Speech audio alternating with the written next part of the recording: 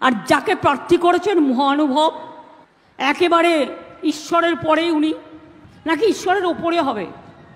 কোথায় কোথায় স্টুডেন্টদের চাকরি খেতেন, চাকরি যারা কর্মপ্রার্থী চাকরি খেতেন, আবার 4 সপ্তাহে 12% শুধু টাকা ফেরত দাও।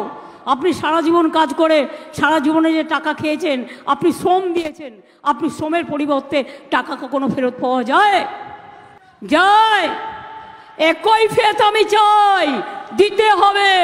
আর যিনি এখানে এই ছাত্রছাত্রীদের চাকরি খাওয়ার জন্য প্রথম হাত নেড়েছিলেন, প্রথম সই করেছিলেন, এই মানুষটা আজকে আপনাদের এখানে দেবাংশুর বিরুদ্ধে লড়াই করছে।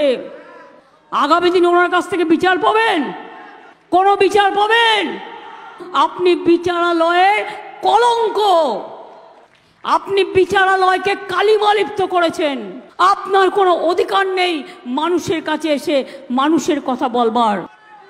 যিনি বিচারকের আসনে বসে বিজেপির সাথে ফোনে কথা বলতেন, নিজেই বলেছেন, বিচারের আসনে বসে সবার চাকরি খেতেন আর বিজেপি পার্টি করতেন, আর অন্য পলিটিক্যাল পার্টিদের টিভিতে গিয়ে গালাগালি দিচ্ছেন, তাকে আমি কি বলবো?